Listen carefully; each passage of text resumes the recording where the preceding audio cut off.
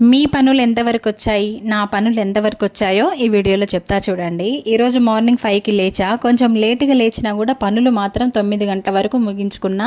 6 గంటల వరకు పూజ కంప్లీట్ అయిపోయింది. ప్రశాంతంగా పూజ కూడా కంప్లీట్ అయిపోయింది. ఎందుకు ఇంత తొందరగా అయిందంటే, ముందు రోజు అంటే నిన్ననే అన్ని పూజకు సంబంధించిన అన్నీ కూడా క్లీనింగ్ చేసి పెట్టుకొని ఉన్నా కాబట్టి ఇంక ఈరోజు తొందరగా అయిపోయిందనమాట. పూజ వంట ఇంకంతా 9 గంటల వరకు అయిపోయింది. ఇంక ఈరోజు ఏం వంట చేశాను, పిల్లలకి లంచ్ బాక్స్ ఏం పెట్టాను అనేది అంతా కూడా ఫుల్ వీడియోలో వచ్చేస్తుంది మధ్యాహ్నం వరకు.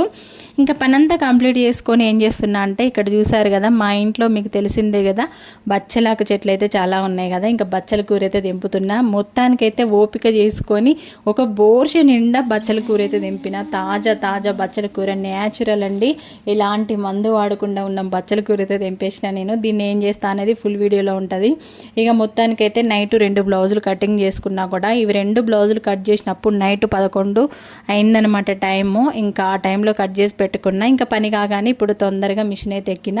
ఇవి 2 స్టిచ్చింగ్ చేసేలోపు ఇంకొక 2 లైనింగ్స్ వాష్ చేసి ఆరేసిన. ఇవి కంప్లీట్ కాగానే మళ్ళీ అవి కట్ చేసి అవైతే స్టిచ్చింగ్ చేయాలి. పిల్లలు వచ్చేలోపు ఈరోజు 4 బ్లౌజెస్ టార్గెట్ అనమాట.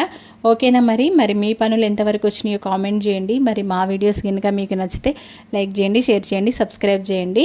ఒక చిన్న రిక్వెస్ట్, ఫుల్ వీడియోస్ మాత్రం ఖచ్చితంగా వాచ్ చేయండి, సపోర్ట్ చేయండి. Bye friends. మళ్ళీ ఒక వీడియోతోటి మీ ముందుకైతే వచ్చేస్తాను. బాయ్.